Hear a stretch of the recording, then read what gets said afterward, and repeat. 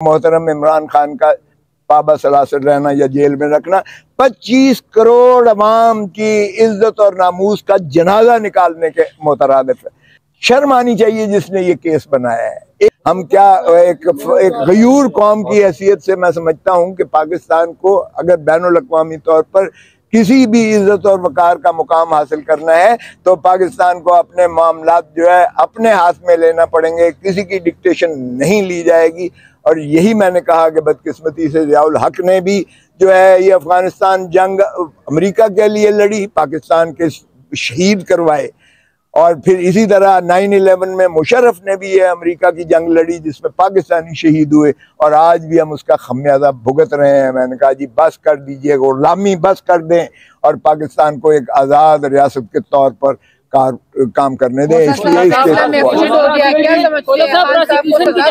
गया है कि इमरान खान को उम्र कैद भी हो सकती है, इस पे क्या कहेंगे? सजाए मौत भी हो सकती है। कर दें जी, कर दें। अल्लाह मालिक है। भुट्टो को भी हमने फांसी लगा दी थी। आज पाकिस्तान उसका जो है उससे नहीं निकल सका है। आज पाकिस्तान की जो अदलिया पर जो फतह है वो अदालती कत्ल कहते हैं। आज भी दुनिया उस पर हंसती है।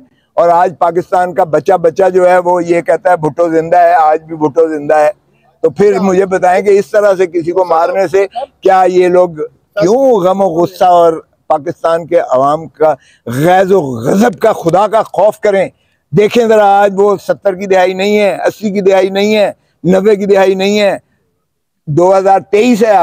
आज का पाकिस्तान हर एक के हाथ में हर जो है वो मौजूद है।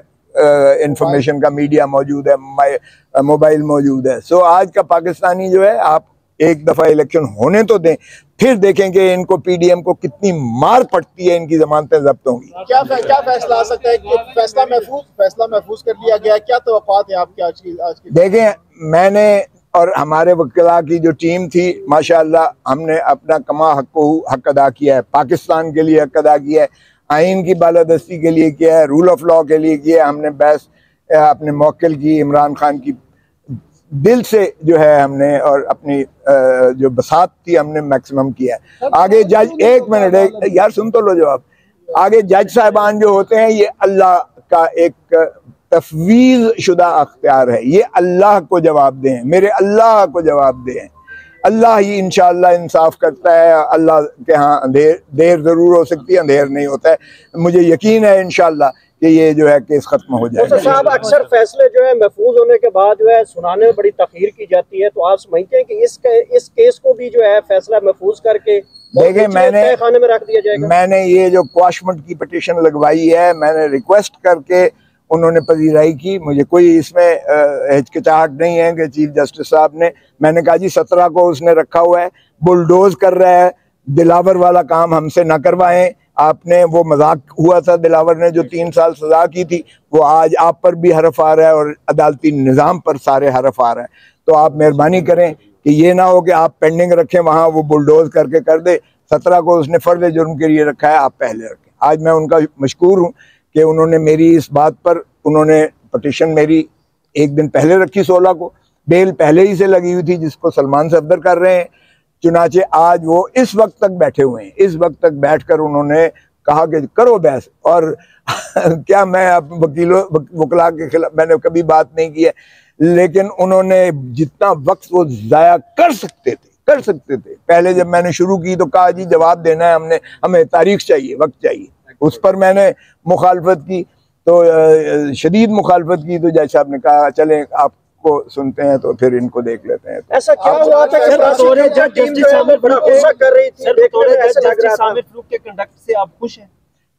देखें, वो अल्लाह को जवाब दें, मैं कुछ नहीं कहूँगा। हमने इन्हीं अदालतों से ही हमें तवक्को है। इन्होंने हल्फ उठाया हुआ है, आइन की पासदारी का हल्फ उठाया हुआ है, अवाम के बुनियादी हकूक़ का हल्फ उठाया हुआ है।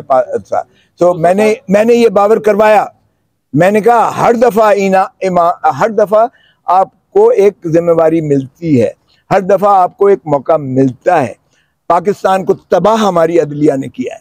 मैंने कहा जनाब लियाकत अली से, आज लियाकत अली के यौम शहादत है। आज के दिन ही 1951 में 16 अक्टूबर 1951 को जो है लियाकत अली खान को कत्ल कर दिया गया था। मैंने कहा आज तक उसके कत्ल का शाखसाना नहीं आया कौम के सामने।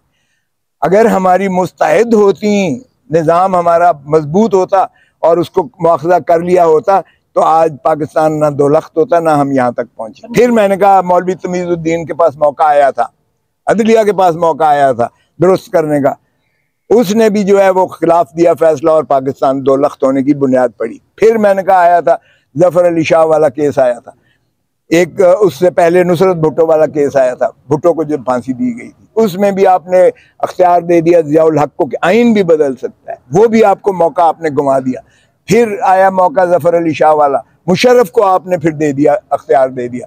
बस कर दे, मैंने कहा अब आपको एक और मौका मिला है इमरान खान का, खुदा रहा इसको मरने ना दें जिस तरह बाकी के साथ हुआ है, जिसमें चारों सरबराहान अफवाज पाकिस्तान के मौजूद थे, उनकी मौजूदगी में, और उसमें ख्वाजा आसिफ डिफेंस मिनिस्टर और उस वक्त की काबीना शहबाज शरीफ के ज़ेरे जो साया थी, वो बैठ के उन्होंने फिर सुना असद मजीद का और उन्होंने कहा वाकई ही ये साइफर के मुंदरजात बिल्कुल सही है, इसमें कोई कमी बेशी नहीं है और ये पाकिस्तान के अंदरूनी मामलात में मुदाखलत है और डिबॉश लिखा गया। तो ये तस्दीक की और बाद में जो है शहबाज शरीफ ने कौमी असम्बली में तकरीर करते हुए इस बात की तस्दीक की।